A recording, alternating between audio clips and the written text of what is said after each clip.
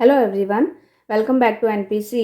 तो इस लेक्चर में हम डायमेंशंस ऑफ फिजिकल क्वांटिटी के बारे में डिस्कस करने वाले हैं। कैसे हम किसी भी फिजिकल क्वांटिटी का डायमेंशनल फार्मूला फाइंड आउट करते हैं। ठीक है, तो आई होप आप इस लेक्चर से किसी भी डायमेंशन फार्मूले को डिराइव कर सकते हैं। देखें, डायमेंशंस क्या होते हैं पहले तो हम ये पढ़ते हैं, उसके बाद डायमेंशनल फार्मूला, और उसके बाद में हम कैसे डिराइव करते हैं वो सीखते हैं। ओके, तो डायमेंशंस का मतलब होता है पावर, किसी भी फिजिकल क्वांटिटी की पावर। ओके, डेफिनेशन में लिखा हुआ है the dimensions of a physical quantity are the powers to which the fundamental quantities must be raised to represent. जो फंडामेंटल क्वांटिटीज हैं, ठीक है, उनकी पावर के फॉर्म में रिप्रेजेंट करना। ठीक है, जैसे सपोज आपने लिखा है डेंसिटी। ठीक है, ये हमने एग्जांपल ले लिया है डेंसिटी। तो डेंसिटी का फॉर्मूला आप सभी को पता है, डेंसिटी इज इक्वल टू क्या होता है, मास अपॉन वॉल्यूम।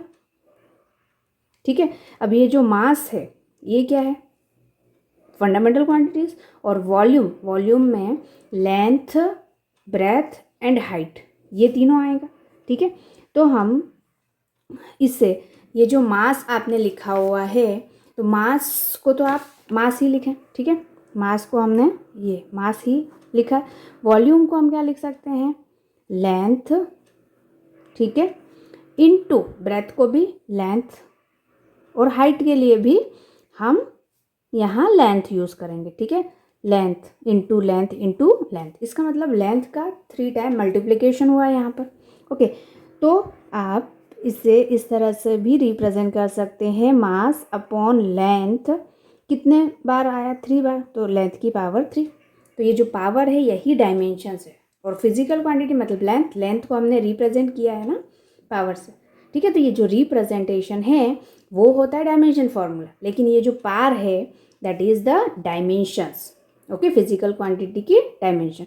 अब इससे अगर आप न्यूमरेटर में ही रखना चाहते हैं, डिनोमिनेटर से उठा के, तो यहाँ पर आप मास इनटू लेंथ, अब इसकी जो पार है वो आप -3 कर देंगे। ठीक है, तो यहाँ पर मास का कुछ नहीं है, पावर मतलब 1 है, और यहाँ पर लेंथ की power -3। Okay, so 1 and -3 are the dimensions of physical quantity mass as well as length. Clear? And अब हम अलग अलग क्वांटिटीज़ को डिराइव करेंगे।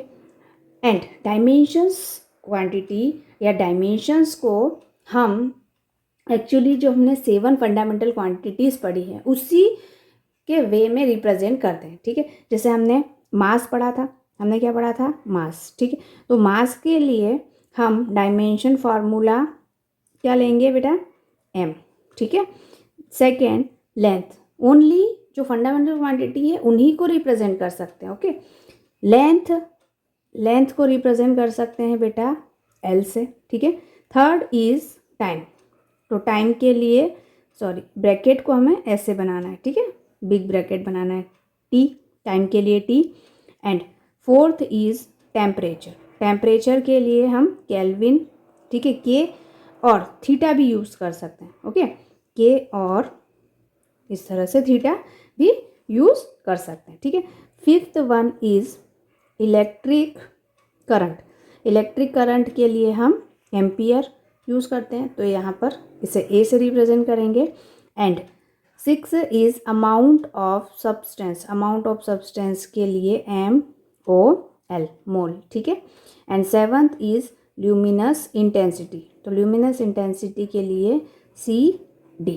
ठीक है, तो ये 7 फंडामेंटल क्वांटिटीज़ को डायमेंशंस के फॉर्म में इस तरह से मतलब डायमेंशनल फार्मूले के फॉर्म में इस तरह से रिप्रेजेंट कर सकते हैं। ठीक है, अब देखिए डायमेंशनल फार्मूला क्या होता है, तो डायमेंशन फार्मूला जो होता है वो होता है expression, the expression of a physical quantity in terms of its dimensions is called its dimension formula. ठीक है, जैसे हमने यहाँ पर लिखा है मास और लेंथ। ठीक है, जैसे सपोज आपने लिखा है यहाँ पर मास।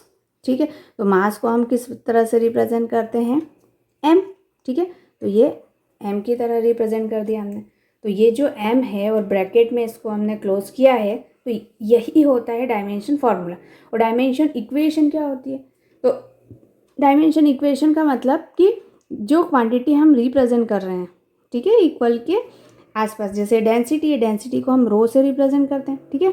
तो जो रो है वो इज इक्वल टू होगा डेंसिटी इज इक्वल टू ये मास, ठीक है, मास का मल्टीप्लिकेशन, इसकी पावर 1 है, और यहाँ लेंथ की पावर -3।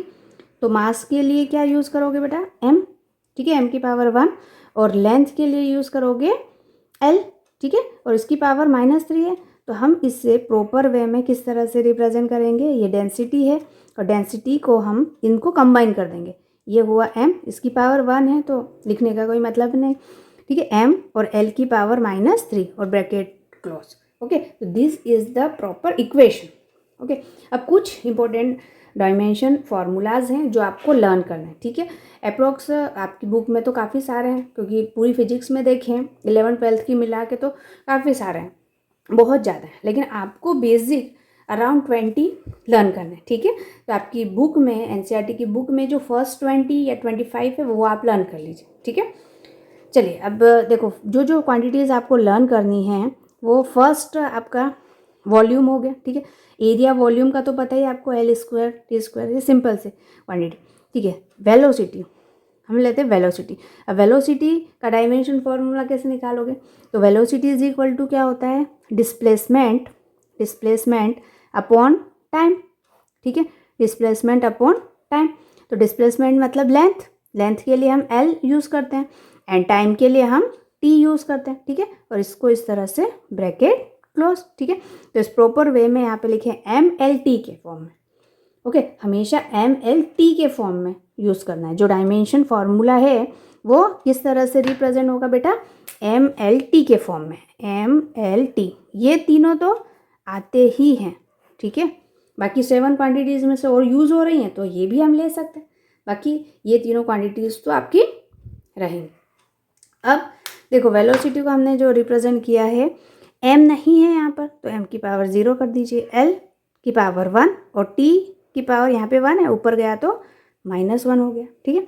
जैसे एक्सेलरेशन, अब एक्सेलरेशन का आप इजीली फाइंड कर सकते हो, एक्सेलरेशन को a से रिप्रेजेंट करते हैं और ये वेलोसिटी अपॉन टाइम होता है। तो जो वेलोसिटी है और उसके डिवाइड में आपको टाइम करना है, तो टाइम ऊपर जाएगा तो -2 हो जाएगा, ठीक है।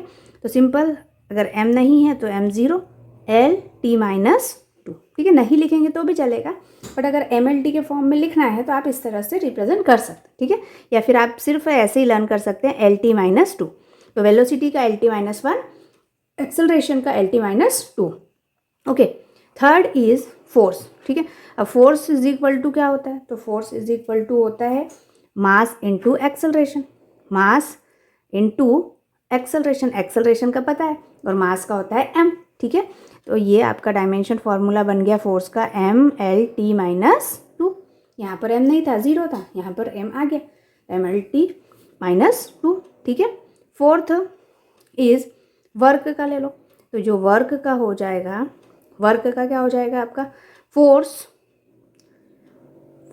Into displacement. जो फॉर्मूला है वो आपको लर्न करना पड़ेगा, okay. Force into displacement force का है और डिस्प्लेसमेंट मतलब लेंथ, ठीक है। तो इसमें लेंथ का मल्टीप्लाई करना है आपको, तो L² हो जाएगा, ML² T -2, ओके। अब वर्क का, एनर्जी कोई भी हो, एनर्जी का डायमेंशन फार्मूला और वर्क का सेम ही होता है, ठीक है, ये आप याद रखना। तो एनर्जी का क्या हो जाएगा बेटा, जो वर्क का है, ML² T -2, ओके। और भी काफ़ी सारे हैं, धीरे धीरे जैसे जैसे आएंगे वो हम करते जाएंगे। और कुछ क्वांटिटीज़ ऐसी होती है जिनके डायमेंशन फार्मूले होते ही नहीं, डायमेंशन लेस क्वांटिटी, ओके। जैसे सपोज एंगल, ठीक है, एंगल इज इक्वल टू क्या होता है, आर्क अपॉन रेडियस, ये होता है आर्क अपॉन रेडियस। आर्क भी लेंथ है और रेडियस भी लेंथ है, तो लेंथ अपॉन लेंथ, ठीक है, ये L upon L cancel out, ठीक है। तो ये आ गया आपका dimension less quantity, M0 L0 D0। तो जिस क्वांटिटी में पावर 0 है, ठीक है, उसे डायमेंशन लेस क्वांटिटी कहते हैं। Clear, okay.